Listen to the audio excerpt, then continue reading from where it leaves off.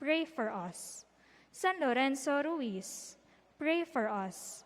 San Pedro Calungsod, pray for us. Saint Simon the Apostle, pray for us. Nuestra Señora del Pilar de San Simon, pray for us. In the name of the Father, and of the Son, and of the Holy Spirit, amen.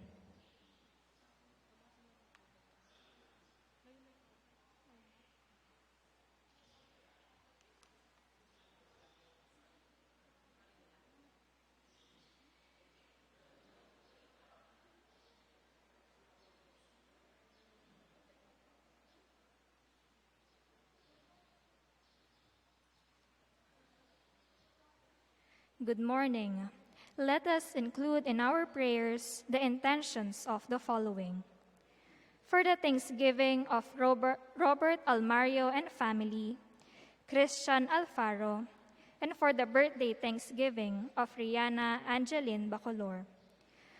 We also pray for the eternal repose of the souls of Virgil Vergara, Alfonso Cruz.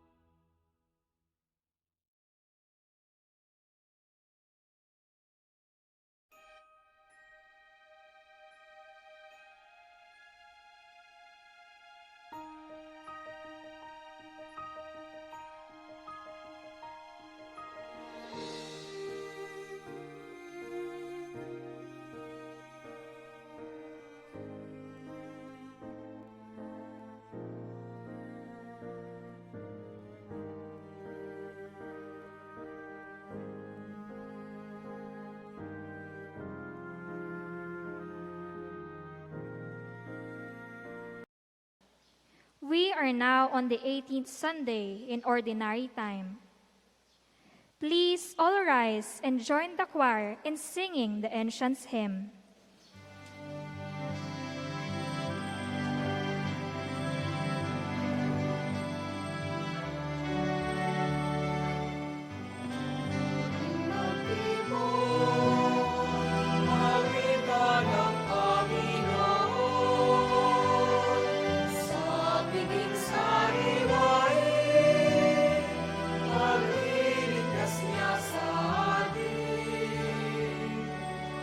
Maya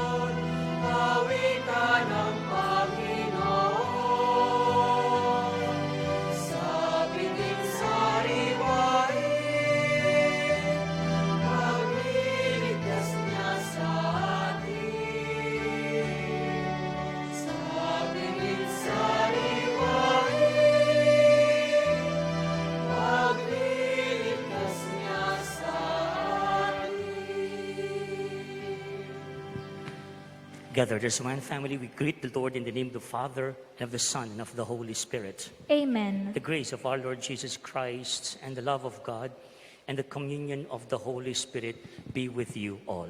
And with your spirit. It is not totally wrong to accumulate goods or material possessions. In simple term, hindi bawal ang maging mayaman at magkaroon ng mga ari-arian. Ang nakalimutan ng lalaking mayaman sa Ebanghelyo ay nakalimutan na ang kanyang yaman ay kaloob ng Diyos na nararapat lang din na ibahagi sa iba. Our gospel reminds us that it is always wrong to not help other people with the things that God gave us. Ano mang nasa atin, kaloob ng Diyos, marapat lang na gamitin natin sa mabuting gawa, lalo na sa pagtulong sa kapwa. Sisters and brothers, having said all this, let us prepare ourselves in the sacred mysteries for the many times that we have been indifferent to the needs of other people. We ask God's mercy and compassion. You were sent to heal the contrite of heart. Lord, have mercy. Lord, have mercy. You came to call sinners. Christ, have mercy. Christ, have mercy. You are seated at the right hand of the Father to intercede for us. Lord, have mercy. Lord, have mercy. May Almighty God have mercy on us, forgive us our sins, and bring us to everlasting life. Amen.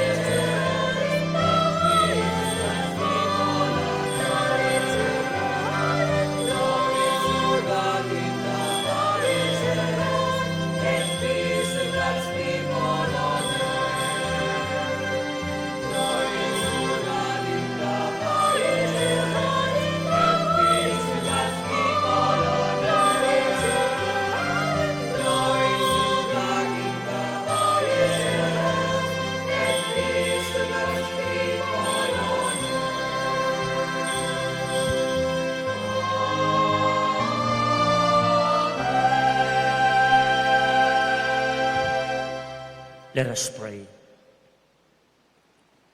Draw near to your servants, O Lord, and answer their prayers with unceasing kindness, that for those who glory in you as their creator and guide, you may restore what you have created and keep safe what you have restored.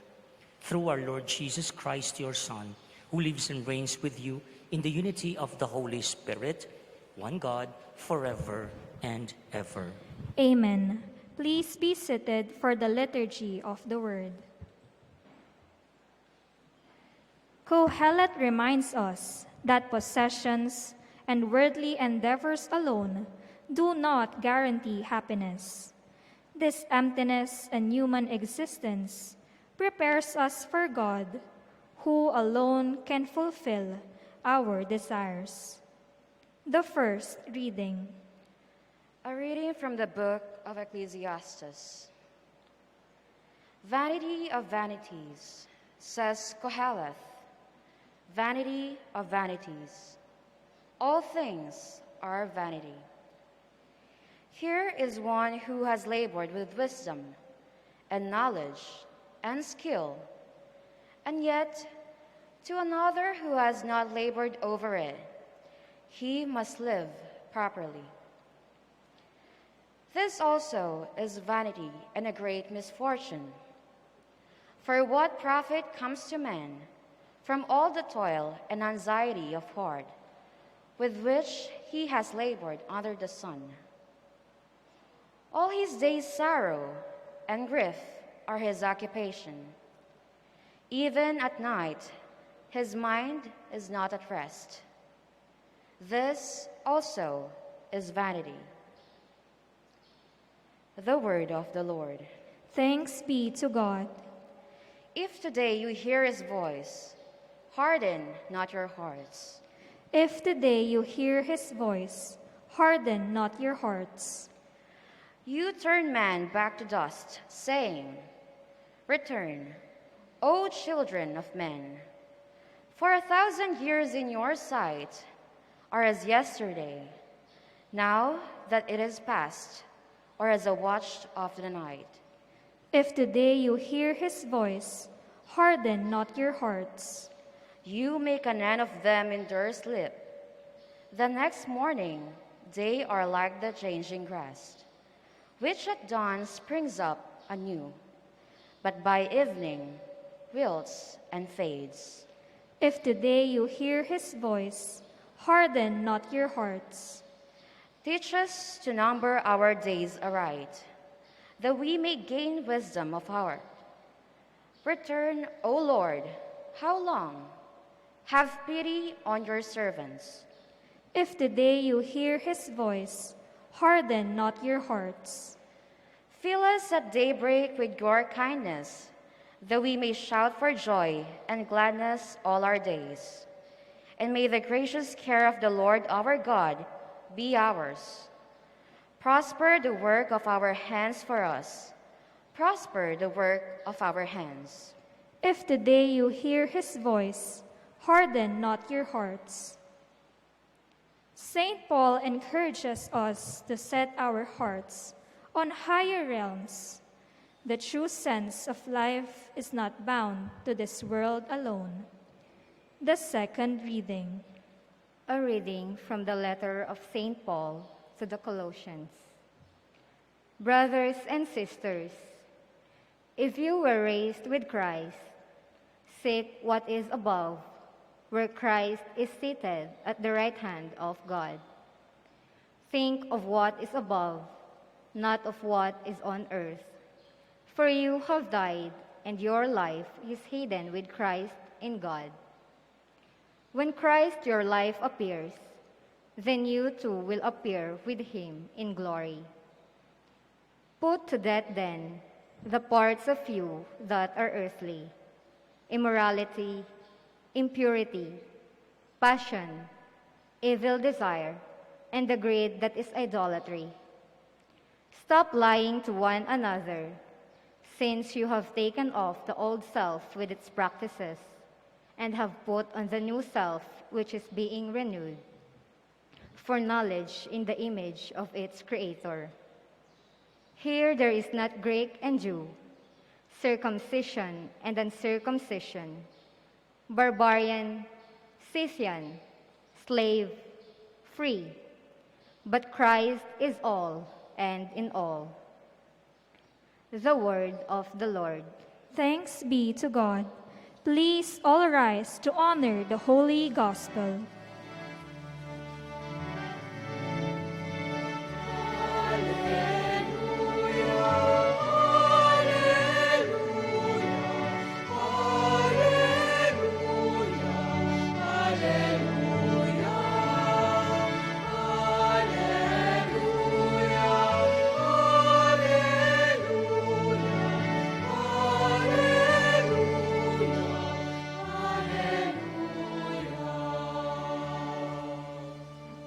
Blessed are the poor in spirit, for theirs is the kingdom of heaven.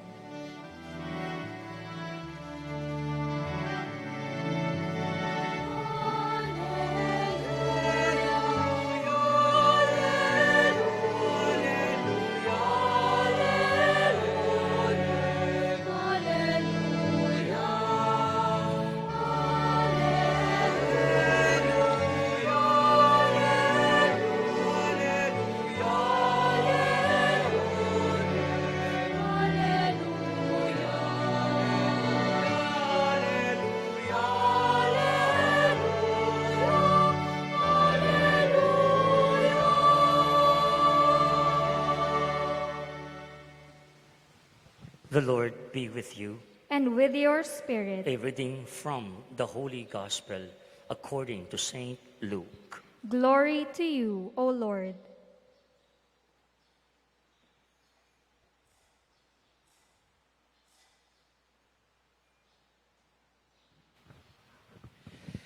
Someone in the crowd said to Jesus, "Teacher, tell my brother to share the inheritance with me."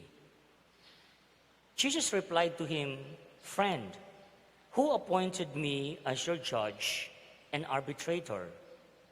And then he said to the crowd, "Take care to guard against all greed, for though one may be rich, one's life does not consist of possessions." And then he told them a parable. There was a rich man whose land produced a bountiful harvest. He asked himself, "What shall I do? For I do not have space to store my harvest." And he said, "This is what I shall do. I shall tear down my barns and build larger ones.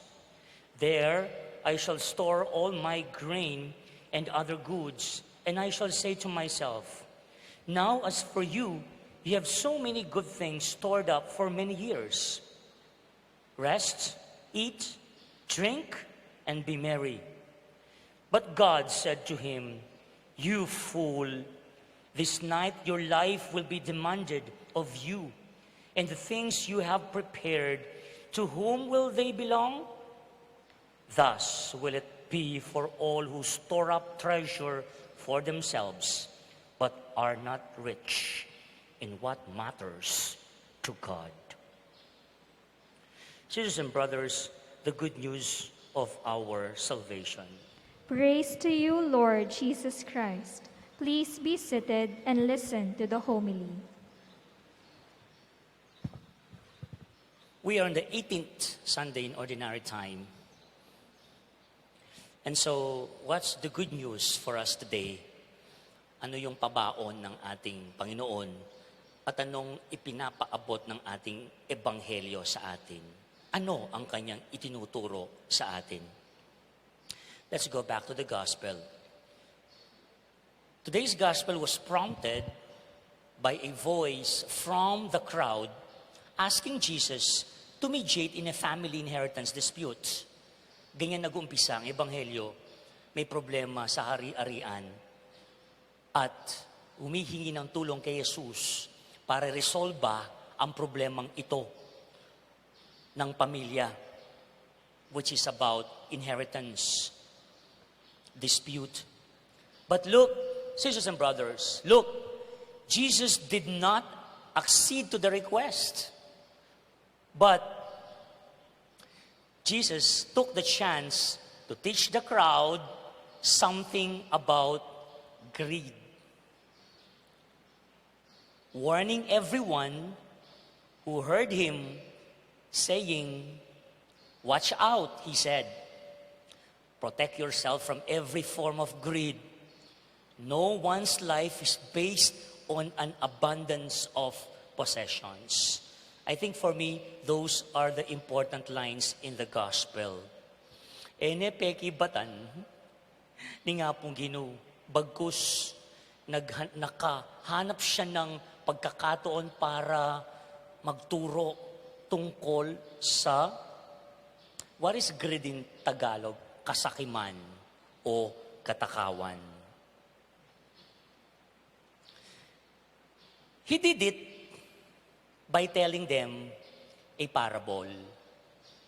Yan ang ating Panginoon eh. Para madali siyang maintindihan ng mga nakikinig sa Kanya, He used parables. What are parables? These are ordinary, common stories which happen day by day. Something that is very close in the experience of people. Something that they can relate with the story. Ang kwento ay ganire. There was a certain rich man, walang pangalan. May isang taong mayaman whose land produced a good harvest. Masanting, ingpupol ng lalaking makwal tangay ni. However, despite having a good harvest, the man saw this blessing problematic. That's the irony. May problema yo king malagunang pupol. And so he started to ask himself, says the gospel, anong gagawin ko? What shall I do? I don't have room to store my crops. Wala na akong paglagyan ng ani ko. Ironically, look, he saw the abundance of his harvest as a scarcity of storage. The perceived scarcity of storage prompted him to pull down his barns and build bigger ones to accommodate all his grain and all his good things. Kaya po, bang milugal mo, itang pupul na, kailangan ng palasak. Itang existing barns, kamalig nga naking Kapampangan. Well, malapit siya kaya ni Tausan Simon. Tanong ka rin kakabit itang pupul, be palasak ne, bay paragul ne, bang magkasya itang malagong pupul ning makwal tangay ni. Eventually, this newfound solution to a perceived problem gave him a sense of security as he began fantasizing about a life well provided for in the years to come. Ketang simple term, mig-chill-chill niya mo. Insecurity na, makasalali ketang atina, ketang possessions na, ketang pupul na, nga nang makanita, now I can relax, now I can eat, now I can drink, now I can enjoy myself. But all his presumptions of a secured and prosperous life came to halt, listen, when God demanded from him his life that very night and reprimanded him for being such a fool. Eh napelang pasan ni nga pong Ginoo, itamuring bengi nga ito. He reprimanded the rich man for being such a fool. The parable ends with an unanswered question asked by God, addressed to the man. Listen to the question. These things nga na, you have prepared nga na, whose will they be? Deni kaya kang sidya, deni kaya kang tinipon. Minong makinabang? I love the first reading the book of Ecclesiastes that speaks of what really matters and important in life. Nano talaga, in kapag nasan at parasaning biye. Bakit nga ba tayo nandirito sa mundo? Maraming mga biyayang pinagkakaloob ng ating Panginoon. Ang tanong, bandang huli, when we will be face to face with God, it's the same question. What have you done with the many blessings I have given you?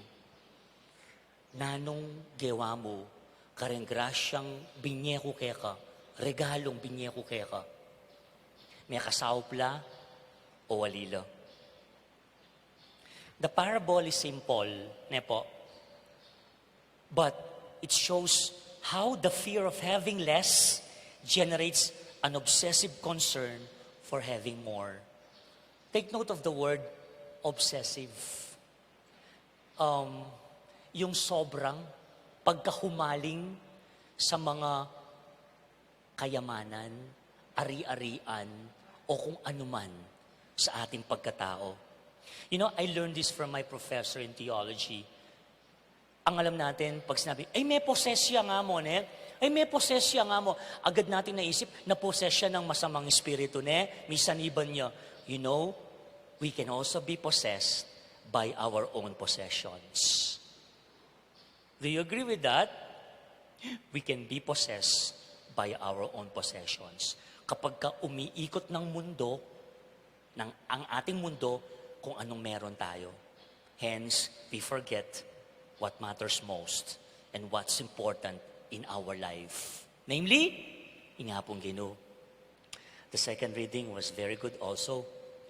Na anong sasabihan ng San Pablo, nga ng makanyan, ne? Think what is above. Think what is above. And not what is on earth. Pagnasan, pagdulapan, nung nano, king banwa, king kayarian. Aluwan nung nano, king yato. Uling vanity of all vanities, nga ng Book of Ecclesiastes, ganaganang yan, lakuan mo. Ganaganang yan, lumipas, kumupas. Mawala ng timbula. Anya naning dapat tamong tipunan. Aluwang bagay mawawalang ang timbula. Alam mo yung piban dyan, o kayamanan. Uli nga na ng Ecclesiastes, mo naman dalang mateyan.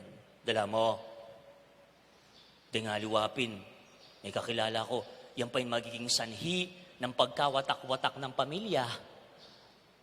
At yan ang nangyari sa ating pagbasa. Seemingly, there was a dispute among the members of the family on their inheritance. Anyway, it is out of deep fear that our obsessive instinct to acquire and possess grows monstrous. Yan ang problema minsan. Meron ka na, at minsan sobra-sobra na, gusto mo pa. That's the problem with greediness. Atina ka, bisa ka po. Pero akalingan mo, ingatin mong yan, ba't nga pong Ginoo? At kailangan mong gamitan. Tumipon, kayapan. Tumipon, mayap, akararaptanan. Sumawop. Palto, lugod, malasakit, compassion, sympathy to those who are in need. At yan ang dadalhin mo papunta sa langit. At yan ang magiging gate pass mo kay San Pedro. Pag tinanong ka, what have you done with the many blessings and possessions God gave you?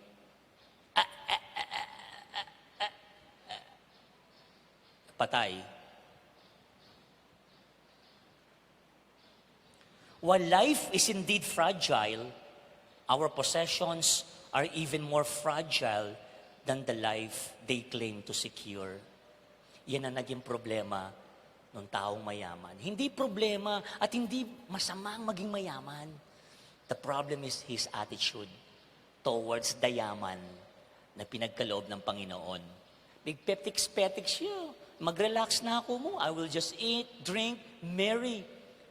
Forgetting what's important, doing good things, using the God-given possessions or gifts. Thus, the acquisition of more possessions cannot become the basis of any sense of security especially when one is confronted with death. To pin one's hope of a secured life based merely on possessions is foolish. I will repeat what Jesus said, and let this be our pabaon. No one's life is based on an abundance of possessions. Jesus asserts, hindi nakasalalay ang tagumpay at ang tunay na saya sa buhay sa kung anong meron tayong ari-arian. Minsan nga, bigla akong naalala when I was studying in college. Bago ako nagpare, I finished my course in psychology at the Angeles University Foundation. Hindi ko nga alam bakit ako napadpad dun eh. Kakalahar lang namin nun eh. Wala naman kami pang matrikula. I was a scholar. Dami kong mga kaklase. Halos de kotse, de sundo. Mayayaman in other words. Sa Angeles, AUF.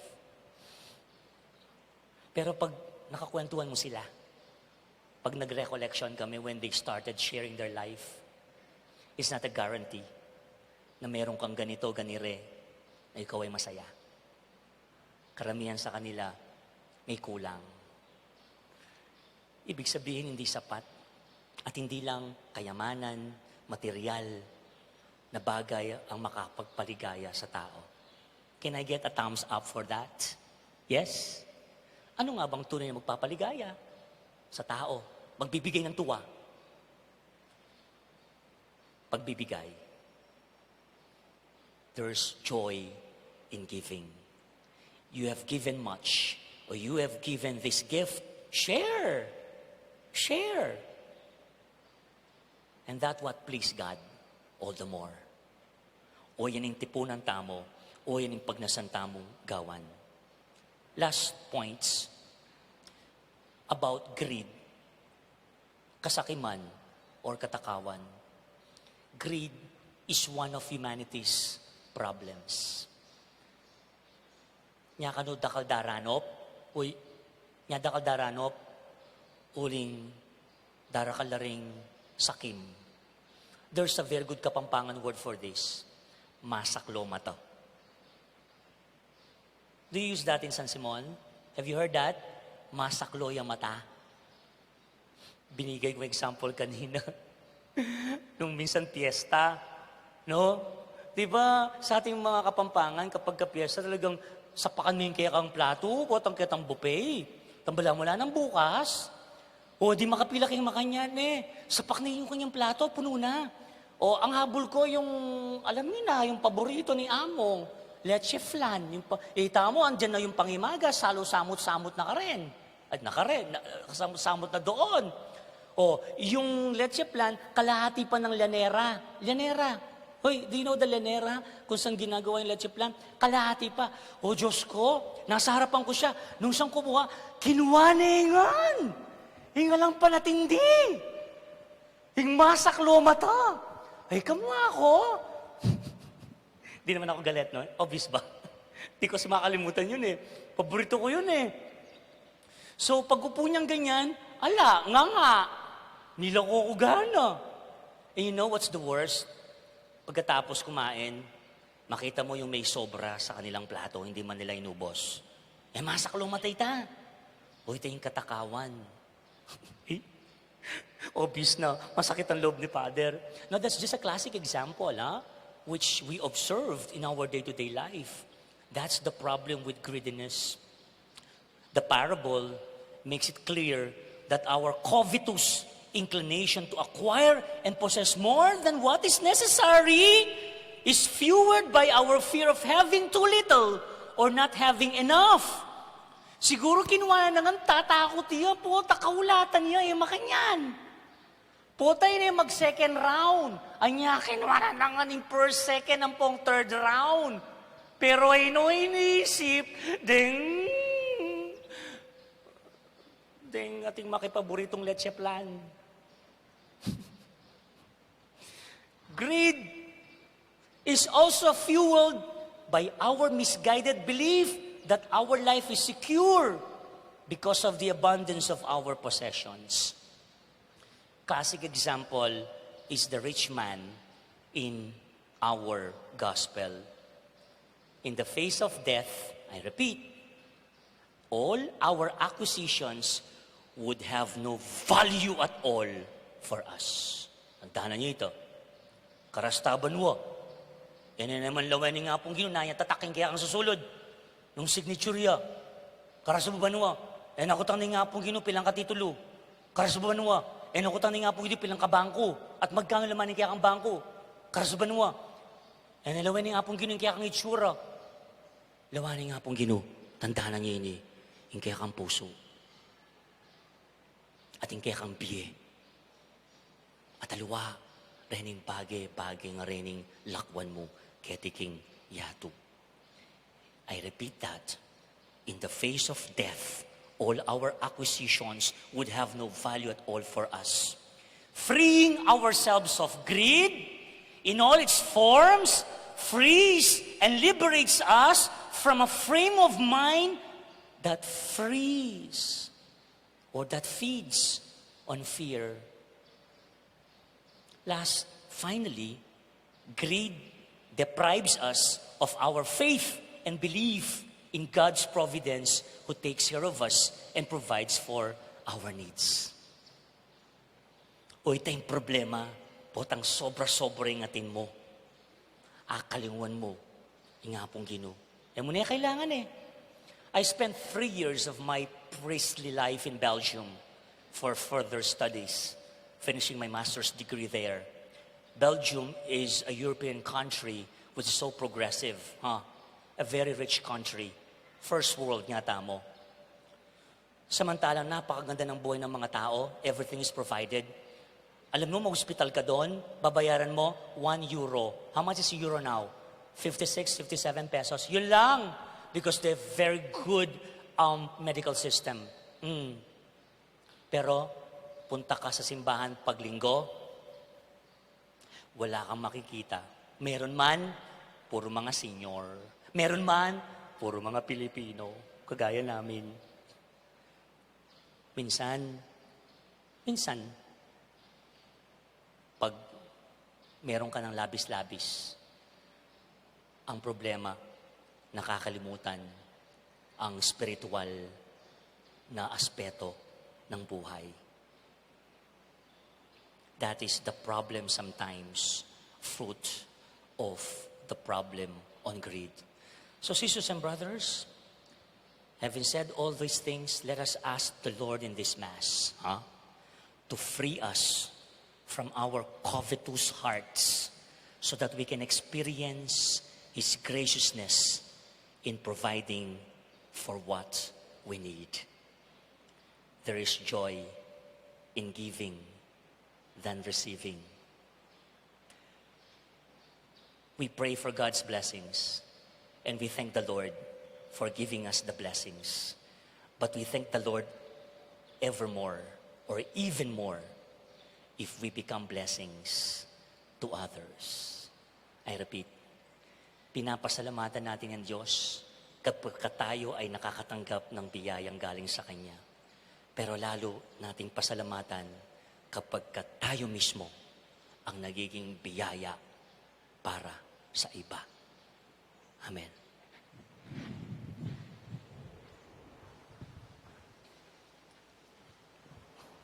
Please rise. We now profess our faith all together. I believe in one God, The Father Almighty, maker of heaven and earth, of all things visible and invisible.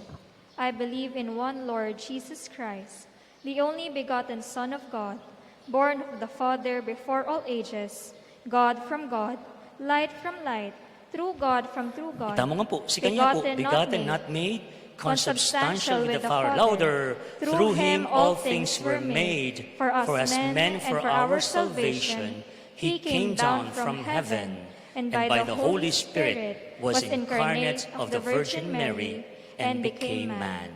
For our sake He was crucified under Pontius Pilate. He suffered death and was buried, and rose again on the third day, in accordance with the Scriptures.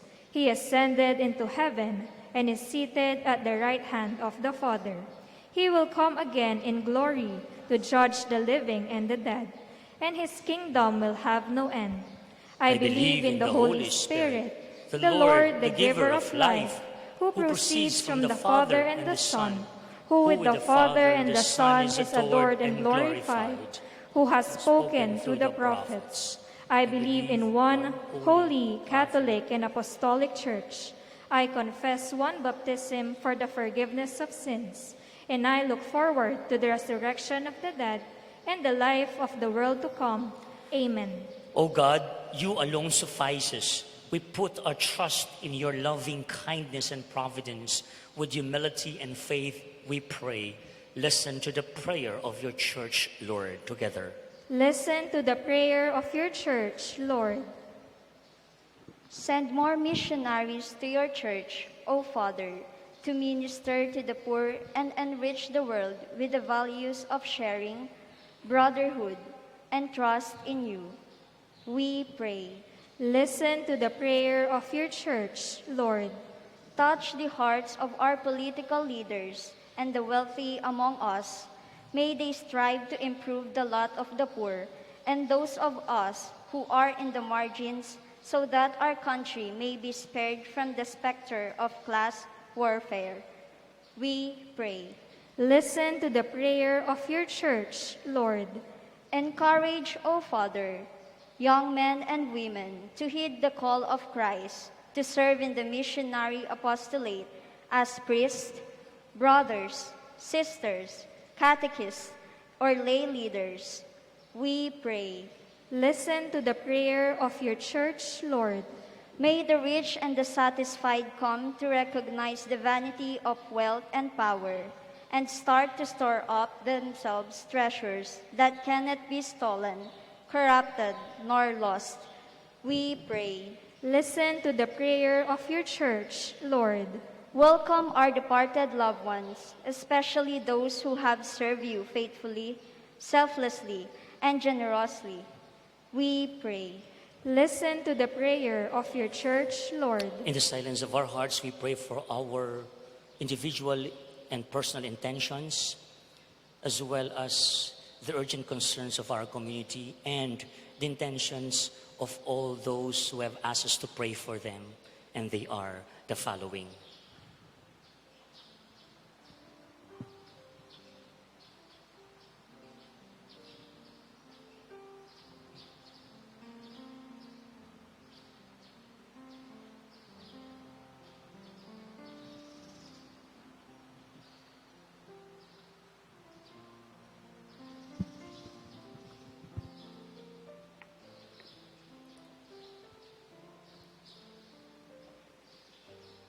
Father, help us see your kingdom as our greatest treasure and make us joyful sharers of your goods and talents. At the end of our life, may we appear before you, rich with the things of the Spirit. We ask this through Christ our Lord. Amen. Please be seated.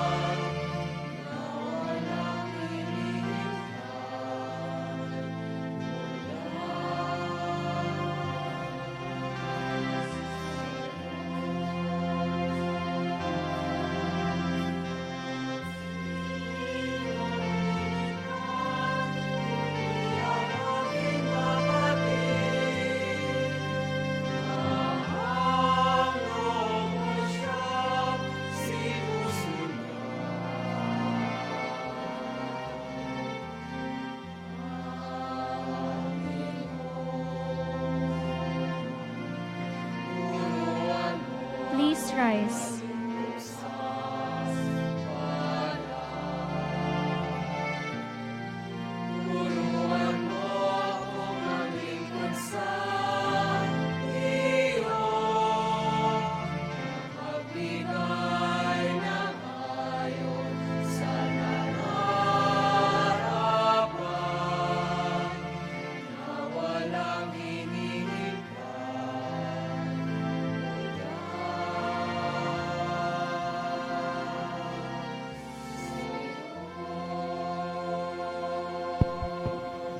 Pray, brethren, that my sacrifice and yours may be acceptable to God, the Almighty Father.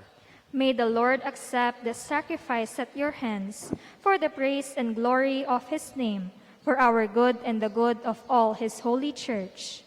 Graciously sanctify these gifts, Lord, we pray, and accepting the oblation of this spiritual sacrifice, make of us an eternal offering to you. We ask this through Christ our Lord. Amen. The Lord be with you. And with your spirit, Lift up your hearts. we'll lift them up to the Lord. Let us give thanks to the Lord our God. It is right and just. It is truly right and just, our duty and our salvation always and everywhere to give you thanks, Lord, Holy Father, Almighty and eternal God. For you laid the foundations of the world and have arranged the changing of times and seasons. You formed man in your own image and set humanity over the whole world in all its wonders, to rule in your name over all you have made, and forever praise you in your mighty works, through Christ our Lord.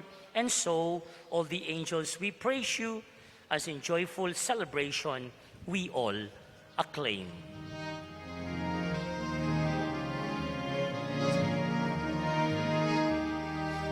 Holy, holy, holy, Lord God of hosts, heaven and earth are full of your glory, full of your glory. Hosanna in the highest, Hosanna in the highest. Blessed is he who comes in the name of the Lord.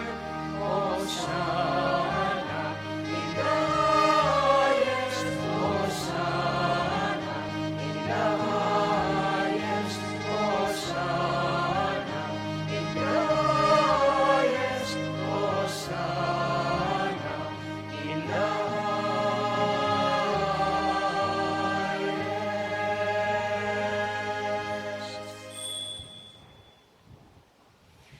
You are indeed holy, Lord, the fount of all holiness. Make holy, therefore, these gifts, we pray, by sending down your Spirit upon them like the dew fall, so that they may become for us the body and blood of our Lord Jesus Christ. At the time he was betrayed and entered willingly into his passion, he took bread, and giving thanks, he broke it and gave it to his disciples, saying, "Take this, all of you, and eat of it, for this is my body, which will be given up for you."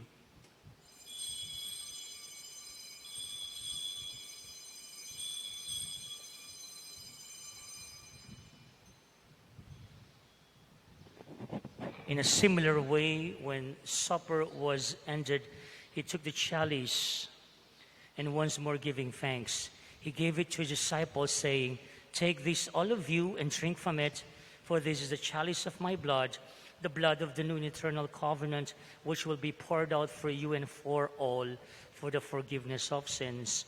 Do this in memory of me."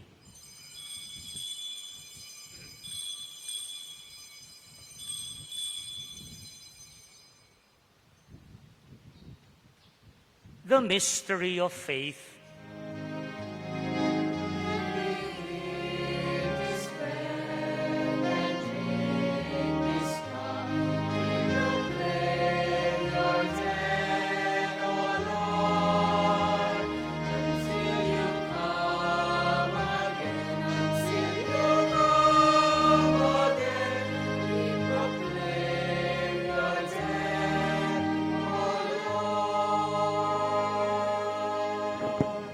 Therefore, as we celebrate the memorial of his death and resurrection, we offer you, Lord, the bread of life and the chalice of salvation, giving thanks that you have held us worthy to bring your presence and minister to you.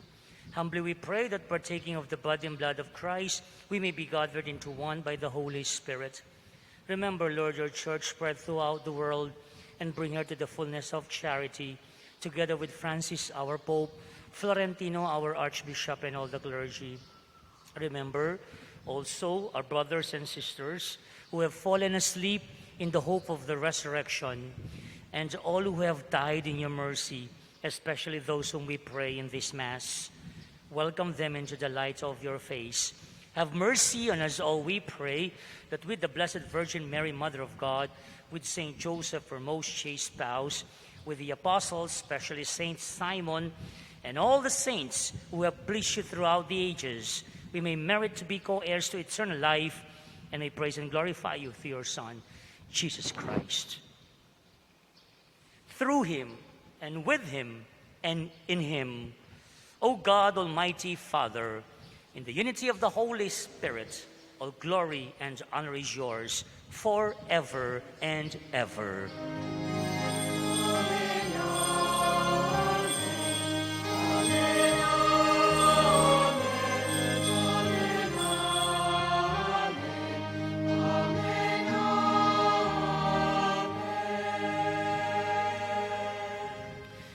Give us this day our daily bread. Tayo humihingi na pagkalooban tayo ng sapat. Pero kung pinagkalooban tayo ng sobra, sana matuto tayo magbahagi.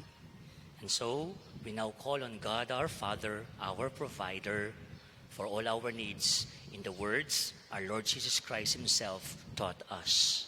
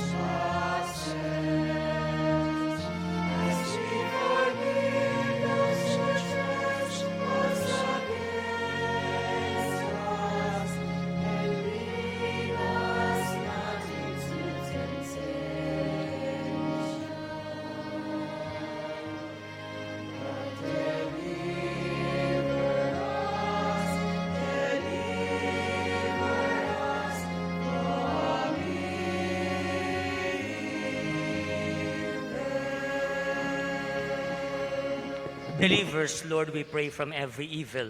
Graciously grant peace in our days, that by the help of your mercy, we may be always free from sin and safe from all distress, as we await the blessed hope and the coming of our Savior, Jesus Christ.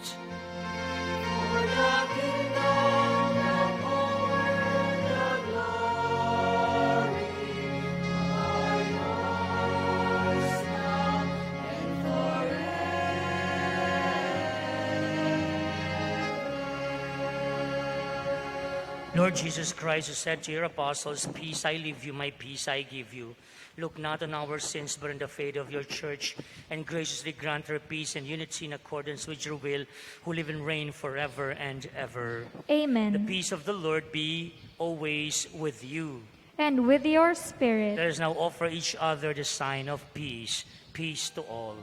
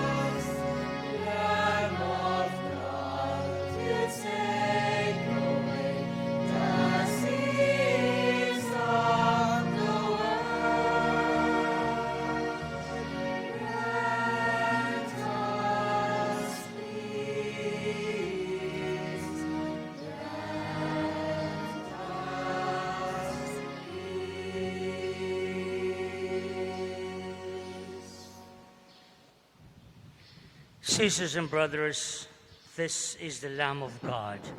This is Jesus our Lord, our provider, our true possession. He who takes away the sins of the world. How blessed are we who are invited to partake to his supper. Lord, I am not worthy that you should enter under my roof, but only say the word, and my soul shall be healed.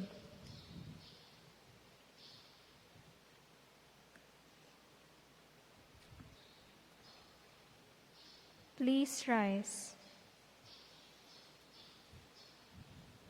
Sisters and brothers, the body of Christ. Amen. For those who cannot receive the Holy Communion, let us pray the act of spiritual communion. My Jesus, I believe that you are present in the most blessed sacrament. I love you above all things, and I desire to receive you into my soul. Since I cannot now receive you sacramentally, come at least spiritually into my heart. I embrace you as if you were already there, and I unite myself wholly to you. Never permit me to be separated from you. Amen.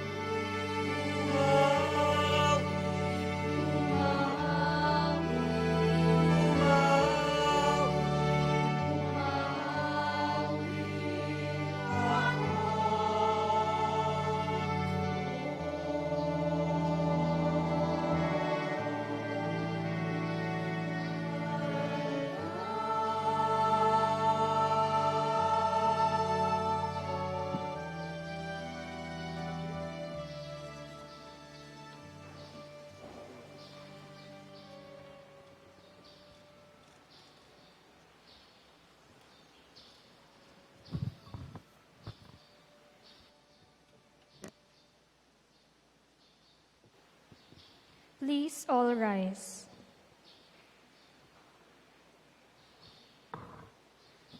Let us pray. Accompany with constant protection, O Lord, those who renew with these heavenly gifts, and in your never-failing care for them, make them worthy of eternal redemption. We ask this through Christ our Lord. Amen. Be seated for a while.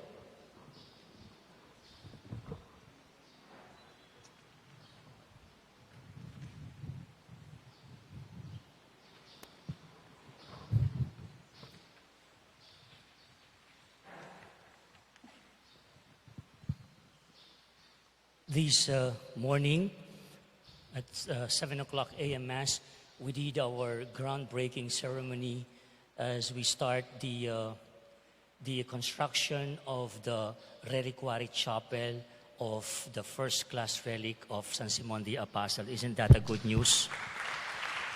Yeah, you can show it. There you go. Kaninang umaga lang po yan. God is good all the time. Malakas ang loob namin, umpisahan, dahil alam ko maraming bukas palad o maraming tutulong, padadala ang ating Panginoon through Saint Simon and through Apong Pilar na tutulong for its completion. Well, we have seed money already. That's why we were able to begin the construction. The San Juan Fiesta Committee, yung pong nalikom nilang pondo, that is like 140,000 plus. Yun ang ginamit na pag-down payment sa ating contractor. And then there are some generous people who have already shared some amounts to add on to the seed money from the San Juan Fiesta Committee. Kaya ganoon lamang ang pasalamat ko rin sa bumubuo ng Fiesta Committee ng San Juan kung saan tayo nakabaryo at ang mga patuloy na tumutulong. So, this is a continuous appeal. Hindi naman tayo ambisyoso. Who knows, God willing, we hope to finish it. Well, we hope and pray by the closing of the 250 years of our celebration this coming October 12.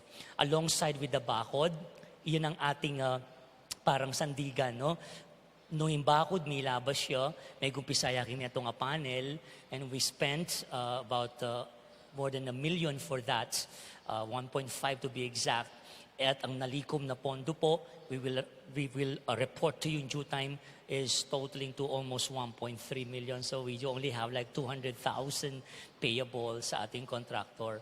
At malakas ang loob ko po dahil may mga taong who are willing to commit themselves in the construction of the reliquary of San Simon. Can you show them the chapel itself? Now I have in my hand the relic itself. It's from ex ossibus. It means from the bone of Saint Simon. So we have it here. There you go, close up. So pagawa tayo pong bale. You call that reliquary chapel. It's actually the one, there you go, sa ilalim po ng belfry. It's an extension of that door from Apong Mama Kalulu. Maka-excite po. Sana po, ratambisang sumaup in your own way. I would appreciate if you can visit me in the office. Yan po, puntalan niyo ko po ka rin, oren ka na akong kayabe, miluklukan tayo po, sabihan tayo, ala ko pong enough time to explain in detail the project. Or, one way is to get a letter. Yan po, we will be preparing solicitation letters and, lapitan detang isipan ni pong willing sumao. But if you are willing, maybe some of you here, I would appreciate if you approach me after the Mass or in my office to talk about the project. Thank you, PMG, our Parish Media Group, for the visuals. Lastly, the Parish Integrated Pastoral Plan, which was recently concluded last yesterday, kahapon lang po, all the way from Baguio, 41 chosen and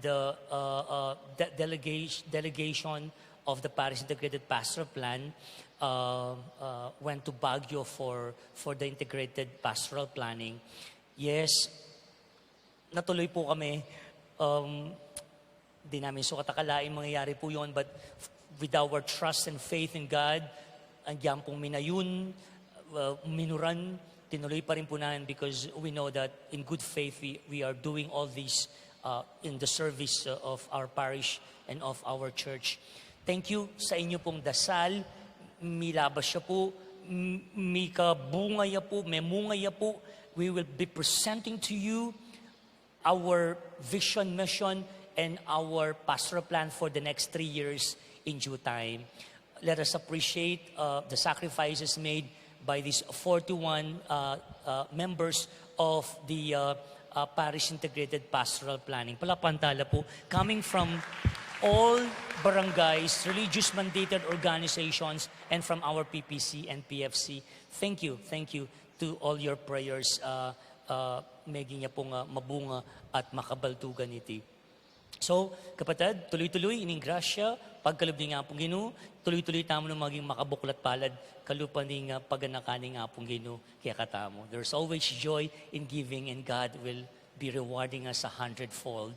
More than what we give, God will give us more. Takal po salamat kaya kayo.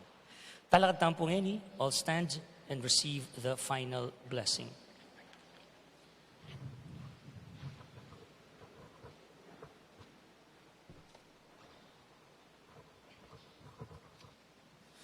The Lord be with you. And with your spirit. Bow your heads and pray for God's blessing. May the Lord bless you and keep you. Amen. May He let His face shine upon you and show you His mercy. Amen. May He turn His countenance towards you and give you His peace. Amen. And may the blessing of the Almighty God, the Father, the Son, and the Holy Spirit come down on you and remain with you forever. Amen. The Mass has been offered. Go and announce the gospel of the Lord. Thanks be to God. Maya pa, abak, and have a blessed Sunday ahead.